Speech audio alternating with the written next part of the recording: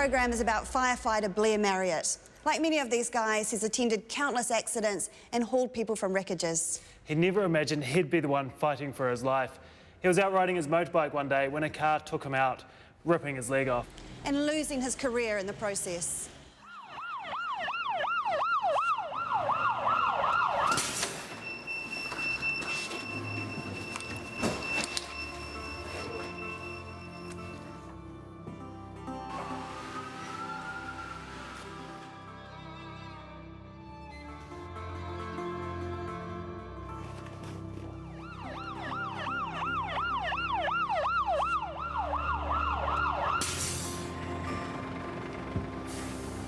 This particular helmet has been to the broadcasting house fire in Wellington near Parliament Grounds, which was a fire that lasted for 3 days.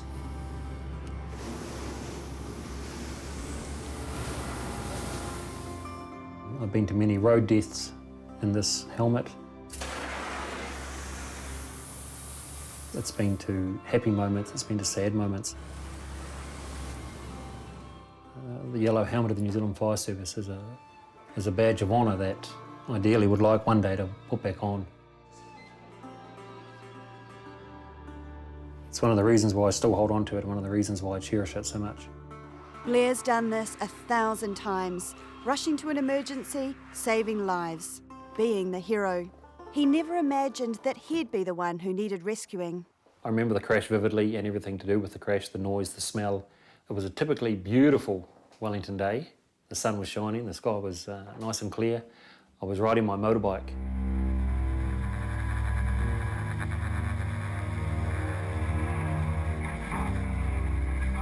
I remember the hit, and then I remember the bonnet hit and the windscreen hit. As the vehicle hit the motorcycle I was riding,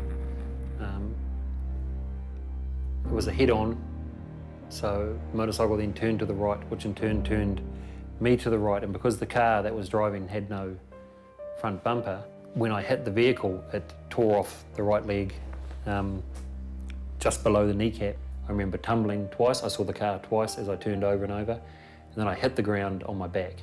I was just off to the left-hand side of the road.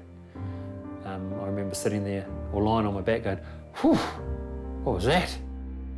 Police are investigating the serious nature of the accident. Blair was hit by a young girl in a stolen, modified car that shouldn't have been on the road. He was lucky to survive. Apart from losing his right leg, he shattered his wrists and broke bones in his left leg. As I came down, I'd put my hands out, as we all do when we fall, and I managed to break the radial bone in the right-hand side in half, and this wrist was shattered in multiple pieces. My left leg went in and broke the top of the tib in 5 places, took a chip off the femur and caught my ankle, which then tore the tendons off the side of the ankle. Eventually someone gave me a cell phone, and then they said, what number do you want to dial? And because Alana works in 111 fire, the easiest way to get it would have been 111. But again, for some reason, all I could think of was her direct dial number. And he came on the phone and he said he was in an accident. I said, I've lost my right leg. I said, you need to come to the hospital, the Westpac chopper's coming for me. Before I knew it, the conversation was over.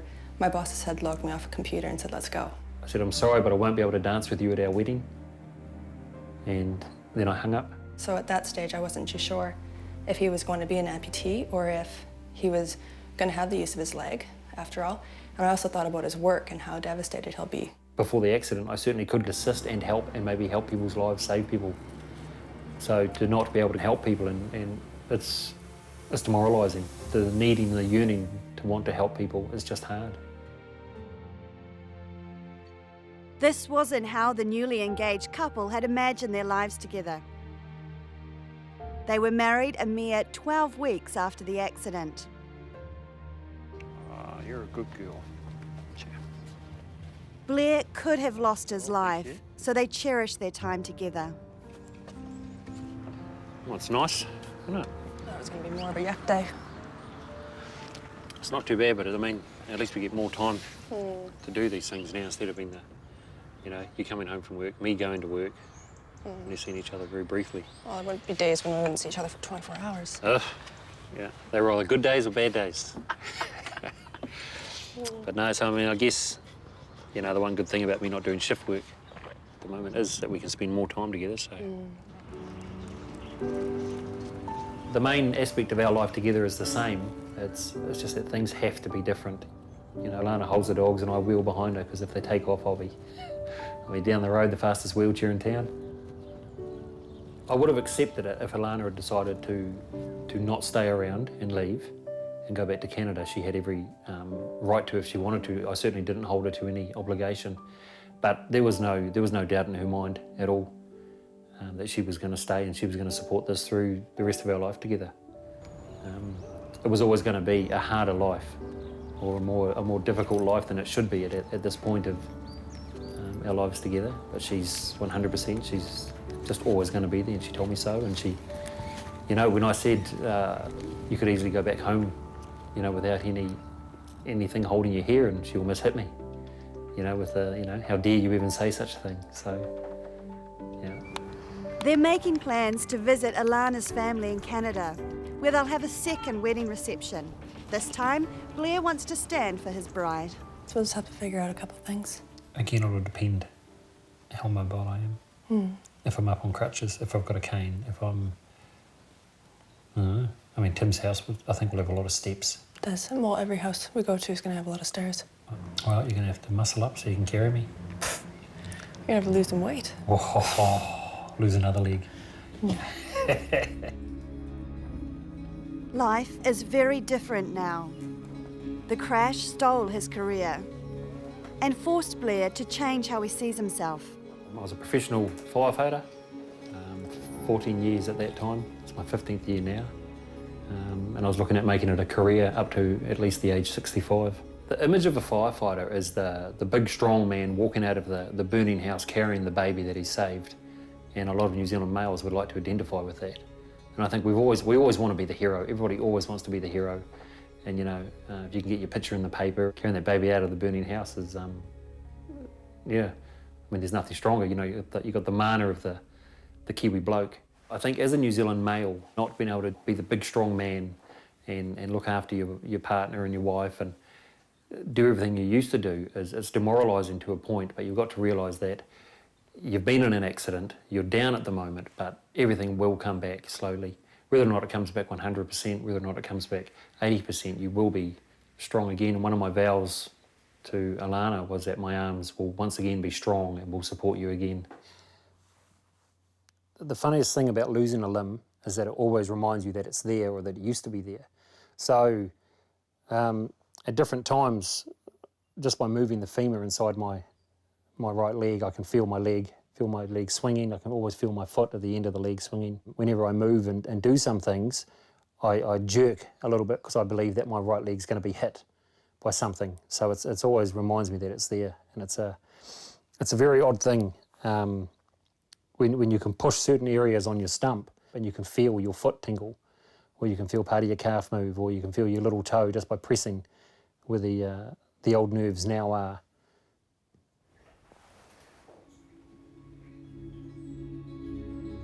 He'll be determined and he'll have a strong desire, but there's tons and tons of stuff that he has to learn how to redo and do differently. Before I hated sitting still. I couldn't stand sitting in a seat.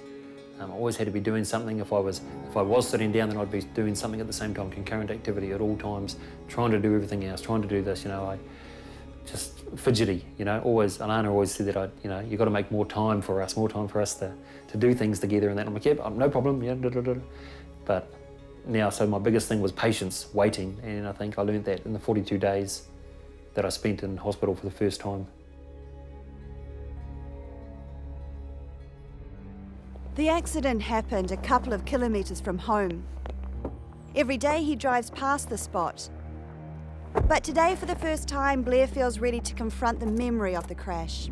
Ambulance, what's the exact address? We're down at Otai, there's just been a crash, there's a guy, his legs just Tell me exactly what happened. We just had a crash. So we've just now come onto Otai Road, which is the road I was hit on. There was a guy on a motorbike behind me and it looks like his leg's been cut off. I can't look at it. And as they came up to this corner we're on now, they lost control and hit me head on.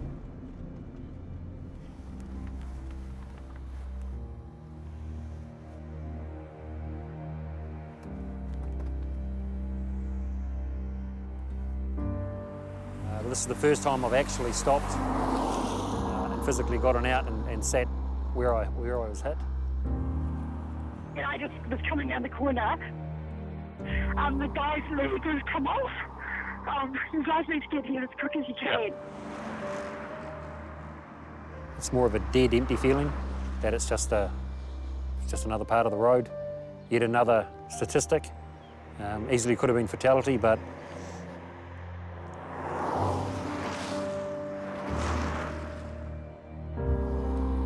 Is there any serious bleeding? Yeah, his leg has been taken off. In all the panicked chaos, Blair remained calm and collected. He credits his 15 years' experience in the fire service with saving his own life. I knew that I just had to start yelling, so I changed from the help, help, help to give me a belt. Someone get me a rope, get me something to tie the leg off quickly or I'm going to die.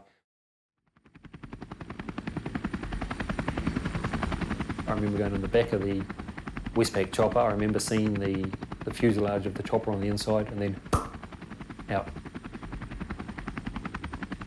I have some bitter feelings about the girl. She only lives just down the street, basically, and I see her all the time. And it frustrates me that she's able to go out and laugh and hang out with her friends and do everything that Blair can't. You know, this shouldn't have happened. And there have been many times when I've sat where you're sitting now and I've said, this is unfair. This just shouldn't have happened to me. But I don't carry on and go, this is unfair, this shouldn't have happened to me. Why does this happen to me? And get et cetera, and angry about it. I rationalise it straight away that this is what's happened. It's unfair. Yes, it is. Move on. Alana's been my strength, my absolute rock. Without her and without really good friends that I had around me, I would be so much further back than I am now. You know, life's not over, certainly in any way, shape or form. It's just a new beginning. You just have to relax and, you know, be patient. Firefighting is a physically demanding job, and Blair used to be one of the strongest and fittest guys on his watch. To be where I am today and not be able to lift a few things, even a jug of water to make the cup of tea is a struggle, and it's very hard to deal with. All I've got to do is make sure I don't put my whole body weight on. They just want me to put weight on the knee and wait and stand, and that's it. I know it's boring at the moment, but, you know, and I can move around, but that's me putting all my weight on, so, which I'm not meant to be doing. For the future, I would like to be back in the New Zealand Fire Service. If I can get my strength up to where it needs to be and that I feel competent and that I'm not going to be a burden to anyone on the crew, then I would certainly like to be back in the fire service as an active firefighter.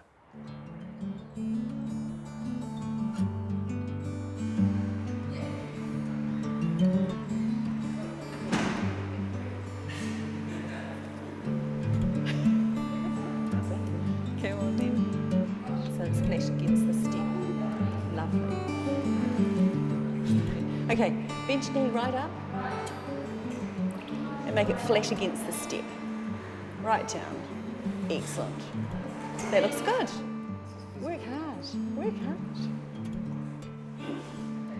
My day was always busy. I was always busy. And nowadays are taken up with doctor's appointments.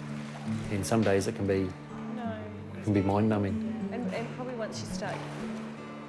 His desire is very, very strong. He's very passionate about getting back up, being able to walk and use his arms and getting back to work. His main goal is getting back to work, I think, and he's going to have to work really, really hard at it, and he knows that, and it's going to be a long process.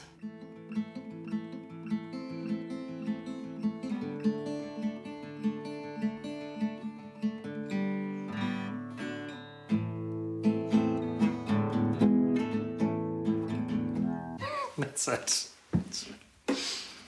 That's as good. Yeah, it hurts. And because, as I said, I can't push the notes on like I used to. I can't even form a lot of the chords like I used to. So but it's good therapy, I guess, for trying to get the hand. But it aches it really quick. So. How do you measure yourself? What is the measure step?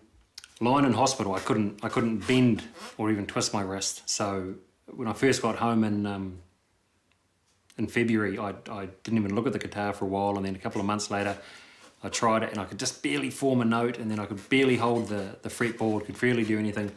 So I know that things are getting better when I can, you know, strum a nice, a crisp, clear note or something along those lines. So it's you've always got to have a measuring stick to put yourself against, and you know, you need to know where you are from day one to this day now.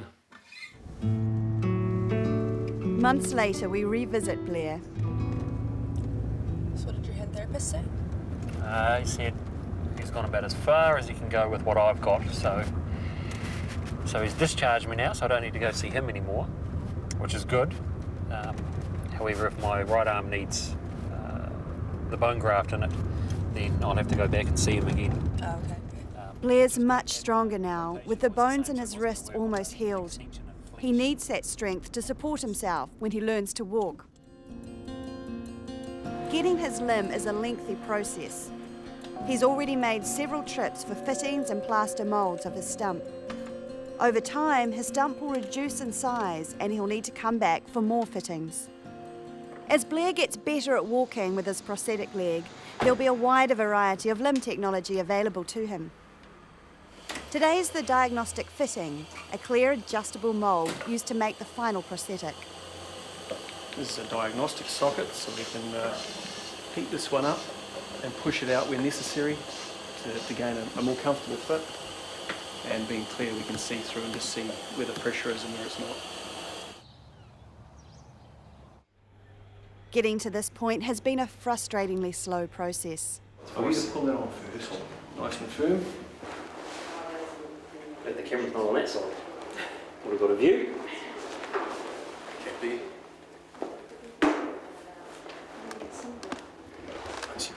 does it? How does it feel for height? It feels, well, my shoulders look straighter, everything looks. Because we've got you on a locked knee there, Blair, we've purposely made it a little bit shorter. Oh, okay. Just to make it easier to clear the floor. Yeah, otherwise I'll be swinging the leg out. That's right. Yeah. So as long as you take most of the weight through your arms, Yep. you could take a step there if you like. So look straight ahead at the mirror at the end though. Geez, that feels like it disappeared on me then. And just being very careful as to how much weight you take through there. Yep. Through your left leg. Feels a bit odd. Well, what's the most you can take through your left? About 20 kg. Oh, we're on about 30 this week, so. 30. Yeah, so just trying to take the bulk of the weight through your arms there. That's looking good though, Blair. Really? Because that looks terrible to me. It felt strange. It felt like you had an injured leg and you were just trying to move a leg in a cast, is what it feels like, because it's locked and you're trying to move this heavy, not even that heavy, but just an awkward weight. You're trying to move it forward and then you balance on it. I don't know, it doesn't feel right yet. So short, small steps as you turn about.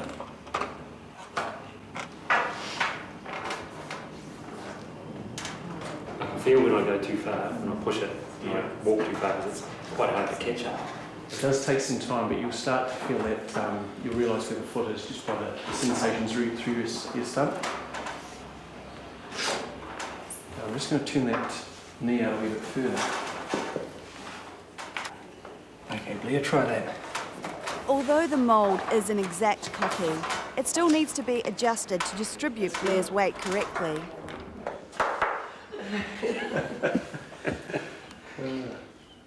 Not quite the Terminator leg yet, but Not yet. we'll get it. No, excellent. Bye-bye, thank you.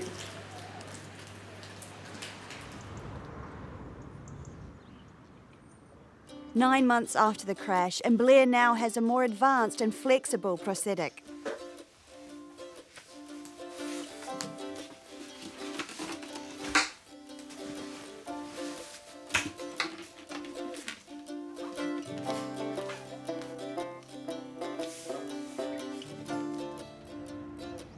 To Blair, being a firefighter was so much more than just a job. It was in his blood. The lingering frustration is the loss of his career.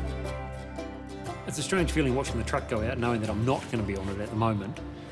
But in the same vein, it just, because of 15 years in the fire service, it just feels like coming home this is my other home for so long, that it's just another, you're coming back home and it's just the way it is, and the guys are the same, they treat you the same. The only thing is I'm not wearing the uniform today.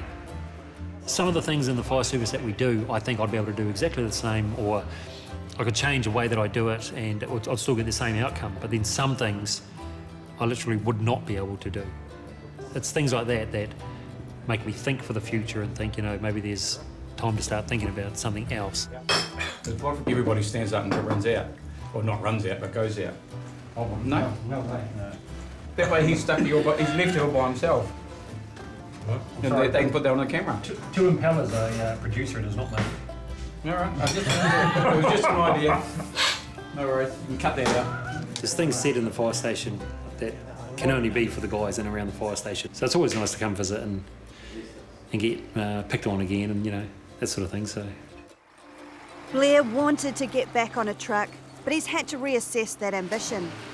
While the prosthetic's given him more mobility, it's also been a reality check. I think now it's more realistic, my expectations of myself and the physicality that I need. It's a major hurdle for someone above the knee amputation. Sitting in the wheelchair, I can think of all sorts of wonderful things that I'll be doing, and then when you're actually up and walking and your body's hurting within 10 minutes of walking, or it's sore to sit down, or it's hard to lift things, or it's, you know, that's when you can start to go, maybe not.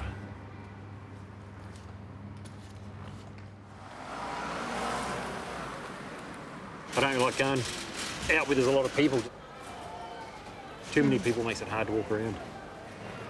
What do you want for dinner tonight? Steak and chips. Steak and chips. So why don't we grab some salad as well? Yeah, I find I get tired as hell just walking around the supermarket. When before it was a, you know, no problem, 20-minute job, easy in and out, done. And now it just feels like a laborious task that goes on forever.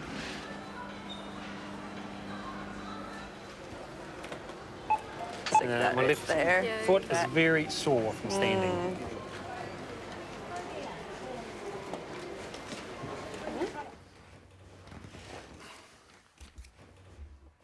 This leg doesn't really hurt that much. It's the other leg that's taking most of the weight, that hasn't taken the weight for 8 to 9 months. So this one gets really sore. The ankle gets sore from the standing and the pivoting.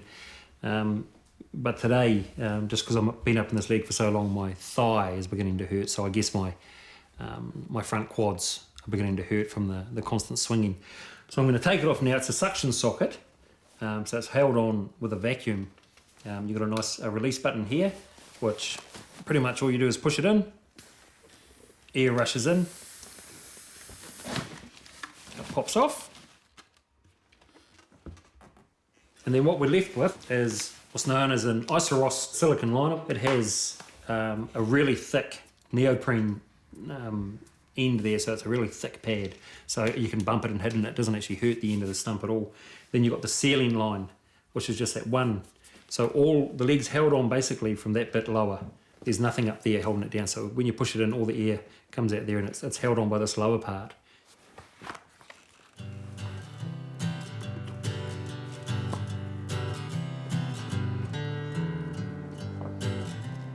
Blair's had to learn to slow down and take it easy. A stark contrast to his old life.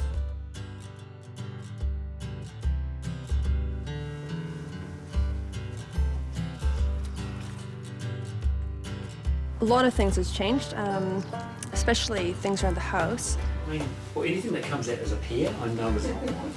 There's no point in putting them together.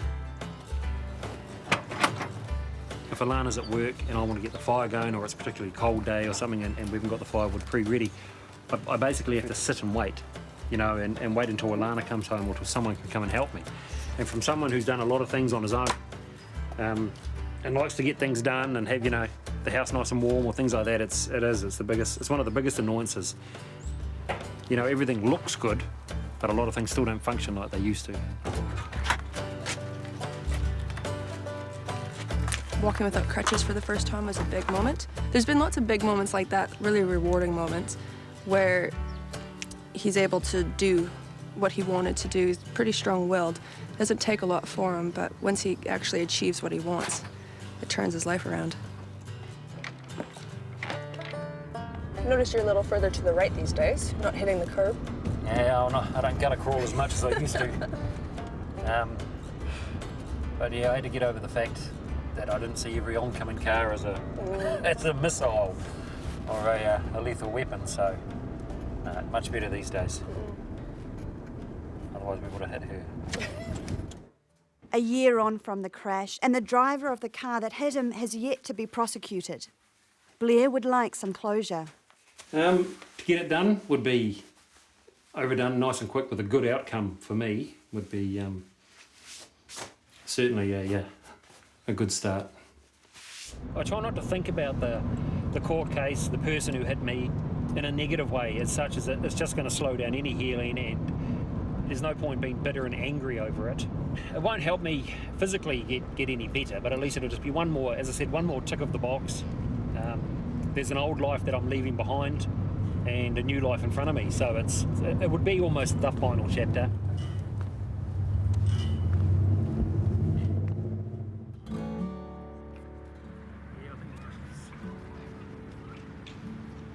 Lying in hospital, probably quite early on, I probably would have felt disabled, been completely helpless, all my limbs damaged in some way.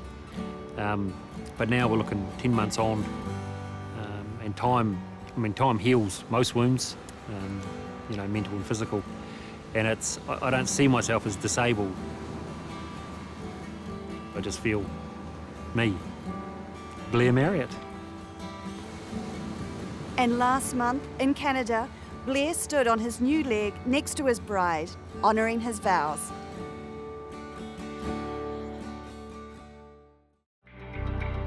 Good evening and welcome to the 3rd Annual Attitude Awards.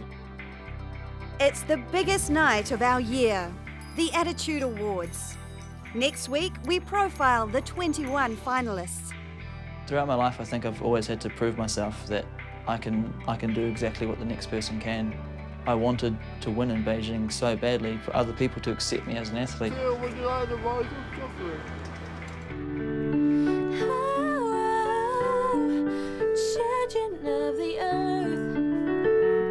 Music is my life. I was born to music. Even though I've got muscular dystrophy, I can do lots and lots of things.